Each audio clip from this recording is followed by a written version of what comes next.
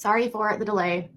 I got a cut on my finger, and obviously I had to go get a Band-Aid. So I was a little bit slow going this morning, and I'm gonna just be getting one of my, this is a pretty casual channel, so sometimes I'm late.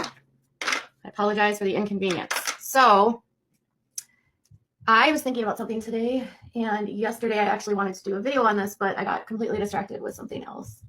So I was thinking about this because I am going to be doing I'm going to be doing a lot of get readies, not because I'm a makeup channel, just because this is a place where I can ultimately just get my stuff done, interact with you guys, and make sure to not neglect this channel by also multitasking. So thank you guys for being here. Okay.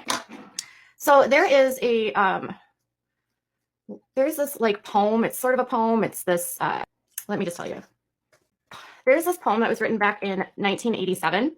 And it was written by a mother of a child that has a specific illness. And it's about when you're planning on when you're planning parenthood and you are, getting ready to have a child, and then something completely derails that, something completely changes that, something unexpected happens, and you've been preparing and preparing and preparing for what you thought was going to be this one specific life, and it just does not end up happening that way. And you are met with a lot of adversity, and you're met with a lot of challenges, and you are struggling to sort of find a balance between, how do I manage what I'm dealing with right now? And then how do I also deal with what I've been given without being negative, and with trying to find happiness with where I'm at.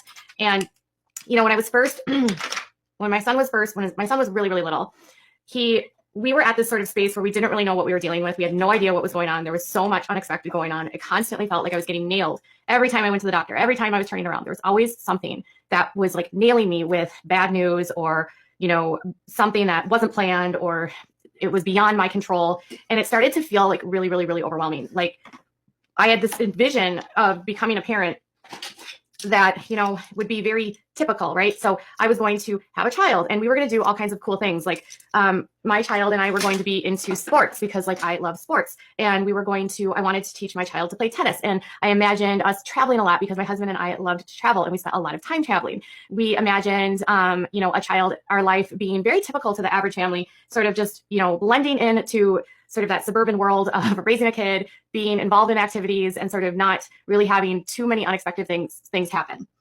And then we were not met with that reality. And it was very, very, very, very jarring, very jarring. And then it was, how the heck do we go from here? How do we manage the fact that everything that we expected, all the things that we were hoping for, all of the plans that we had made, all of the dreams that we had were totally and utterly derailed? And how do we find a new sense of balance, a new place, new happiness, new, everything, something? How do you somehow find calm in the midst of a massive storm? And then how do you create a new normal? And how do you create a space where you're not going to live on this constant sense of grief and pain and stress?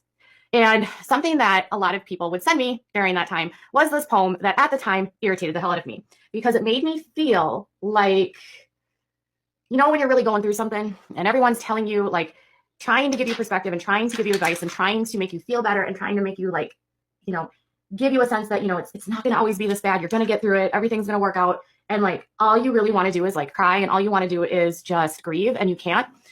And then I just started to resent this when I would do this. Then I just started to resent this. Okay. And so here's the poem. And BLB, I'll get to that. I'm not there yet. I'm not saying that we're not going to be able to. Here was the poem, and it's called Welcome to Holland. And it's by Emily Pearl Kingsley. She wrote it in 1987. And she said, I often am asked to describe the experience of raising a child with a disability, to try to help people who have not shared the unique experience to understand it, to imagine how it could feel. It's like this. When you're going to have a baby, it's like planning a fabulous vacation trip to Italy. You buy a bunch of guidebooks, and you make wonderful plans. The Colosseum, the Michelangelo's David, the gondolas in Venice, and you learn some handy phrases in Italian. It's all very exciting. After months of eager anticipation, the day finally arrives, you pack your bags, you go off, and several hours later, the plane lands, and the stewardess comes to say, welcome to Holland. Holland, you say, what do you mean Holland? I signed up for Italy. I'm supposed to be in Italy. All my life, I dreamed of going to Italy. But then there's a change in the flight plan, and you've landed in Holland, and you must stay. But then there's a change.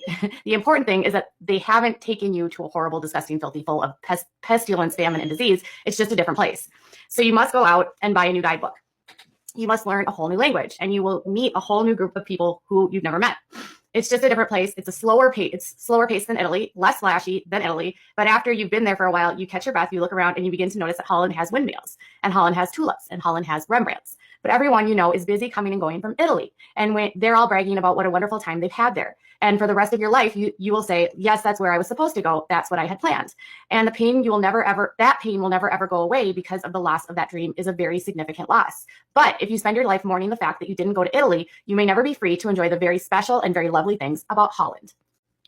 This is sort of what people would constantly send to me when I was in the thick of it. And this is what we were trying to manage through, right? So you are making your life, you're planning. You think things are going to be a certain way, and then they aren't that way. And then no one tells you that it's okay, that you are going to grieve. You're going to grieve it hard. You're going to cry. It's going to be overwhelming, because not because you don't love your child, but because you know life is going to be a lot harder for them. You know they're going to face things that other people aren't going to face. They're going to face discrimination. They're going to face bullying. They're going to face people that just are not going to be nice to them. And you realize early that not only are you giving, the grief isn't just about you giving up your plans, but it's this grief about how your child is going to have a harder life than you ever would have imagined. They're going to have to deal with things that most children don't have to deal with. And you sit there and you start to get into the cycle of sort of feeling bad for yourself because you don't want your child to be hurt, and you don't want your child to experience that life, right? And then you start to realize, so people would always send this to me because it's hard to get out of grief. It is. It's hard when you are faced with a lot of really tough diagnoses. And it's hard to make sense of what it is that doctors are telling you. And it's hard to navigate it because there's not a lot of people that go through it. Most people that you meet in your neighborhood will not have an experience like yours. Most families will not have a child like yours. Most people will never go through what you've gone through. You won't have the same sort of experiences.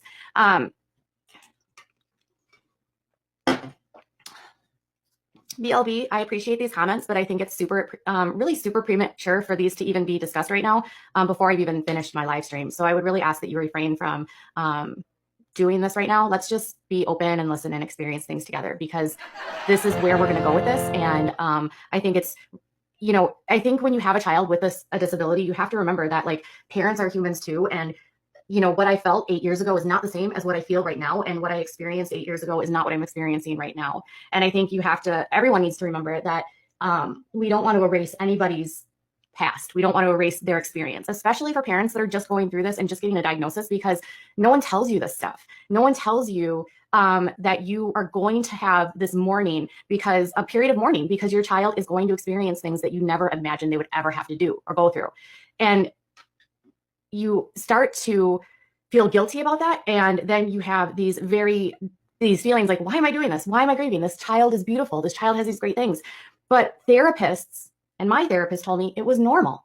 It was normal to feel these things, not because you don't love your child, but it's normal because you have to learn to let go of your expectations. You have to learn to let go of your realities. You have to learn to let go of everything.